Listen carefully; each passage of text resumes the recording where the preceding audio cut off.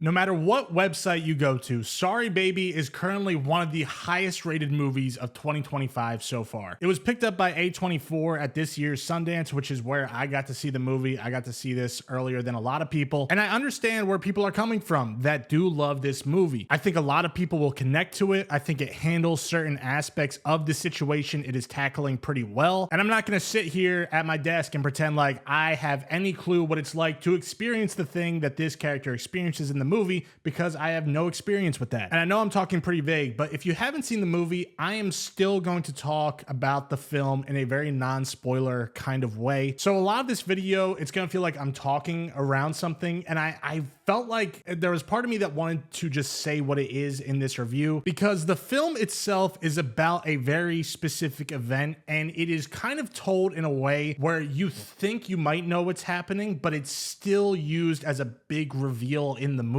And before there was a trailer, I was very curious to see if they would spoil what that thing is within the trailer. And from the trailers I have seen, it does not reveal that piece of information. So clearly the intention of the filmmakers and the marketing is to go watch the movie, find out what happens, and then talk about it and have a conversation after. So I don't think I'm the person that should reveal the big reveal if you haven't seen the movie. No matter what my thoughts are on this, I do think it's worth going out to support if you can. There are things in this movie that I am very much not a fan of, and that's why I don't regard it higher. And if you want more details on the story, you could literally go to the Letterboxd synopsis. Something bad happened to Agnes, but life goes on for everyone around her, at least. And when I did get the chance to see this at Sundance, it was definitely one of my most anticipated of the festival, because everyone I knew that saw it before me really loved it. Like, this was the movie people were raving about. So I went in blind, started the movie, and there were things that immediately stood out of like, okay, this is great. I understand why so many people are talking about this movie and are feeling something from this movie, but there are so many decisions that are made.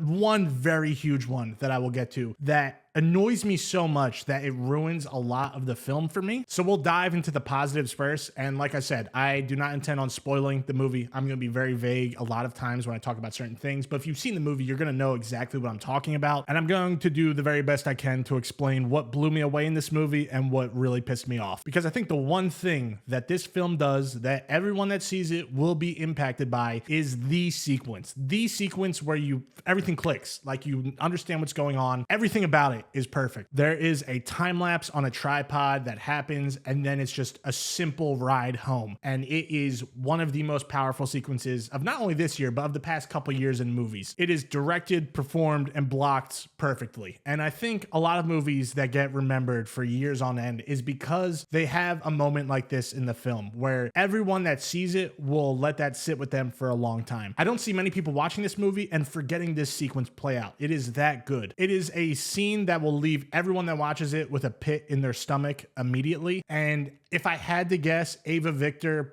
probably built the entire movie around this sequence. She's probably been letting this cook for a while. And I think all of that thinking did have payoff, because I think she delivered on what she set out to do. And even though that's definitely the most incredible sequence of the film, there's another one that takes place in a courthouse that I also thought was really impactful. It embodies a lot about the situation in a very concise scene that's probably like 2.5 or 3 minutes. But I think it is very telling of a lot of things. And even if I wouldn't put it on that same level of the sequence, of the time lapse and the one take, whatever, I do think it is still very effective, and is another scene that has stuck with me since I saw the movie back in January. It has this feeling of you're not alone. It's okay to deal with this however you need to, and however long it takes. There's no need to rush that grieving process. And again, I think a lot of people will connect to that. There is a movie somewhere in there that I do love, that I do see why people are praising it. And even the people that still praise it, I understand why they praise it, because this is a Sundance indie drama comedy combination. And I think a lot of people deal with trauma through making jokes. They try to laugh as much as they can to forget about it. And I think that choice for this movie is not a bad choice. I think it is inherently a good one. But Eva Victor directs, writes, and stars in this movie. I think she's really impressive in terms of directing certain sequences. I think she is also very impressive when it comes to dealing with the seriousness of the situation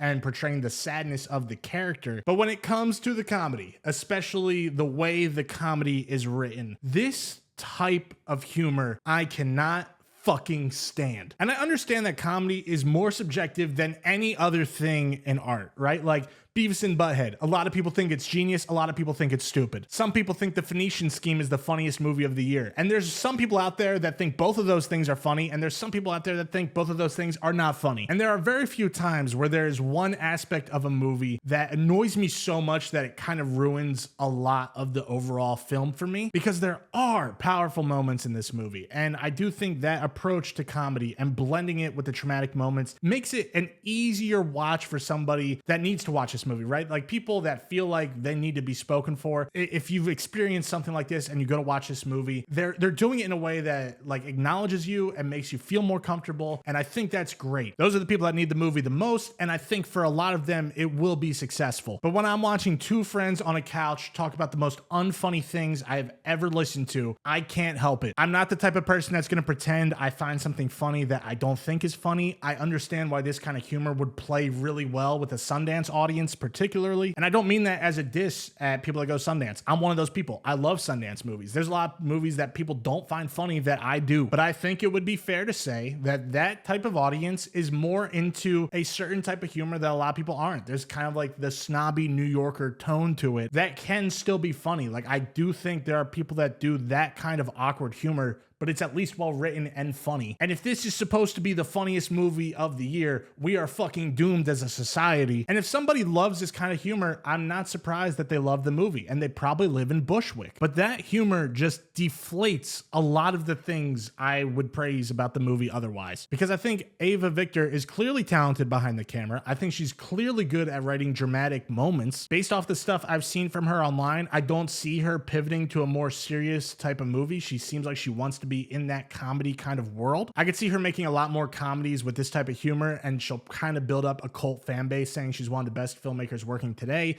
I will not be in that camp if she keeps making comedies like this that aren't that well written in terms of humor. I'm just not there with this movie, and I really want to be. If I was making a list of the best sequences of the year, I think it's hard to argue that there's any other sequences currently that are better than that one in Sorry Baby. And I do want to give this movie another chance, but I can't emphasize it enough. I hate the humor so much that I have negative interest in watching this movie again. Maybe I will, maybe I'll change my mind. I just don't see that happening for the foreseeable future. I think Eva Victor is talented. I think she absolutely deserves to have a career in Hollywood. This isn't like a fluke where someone is clearly a bad filmmaker and people like the movie. I don't think that's the case. And I wouldn't call this a bad movie. I just think it's a well done movie with a humor that is so not up my alley that it makes me hard to enjoy it. But if this connects with you, if that kind of humor is your thing, if you watch the trailer and you think it's hilarious, this is going to be your favorite movie of the year. And I'm really happy it is for you. I hope this movie gets some attention because there are talented people involved. I think it's an important movie to watch. And if I laughed even a few times, if I wasn't rolling my eyes at most of the jokes, this probably still could have found a way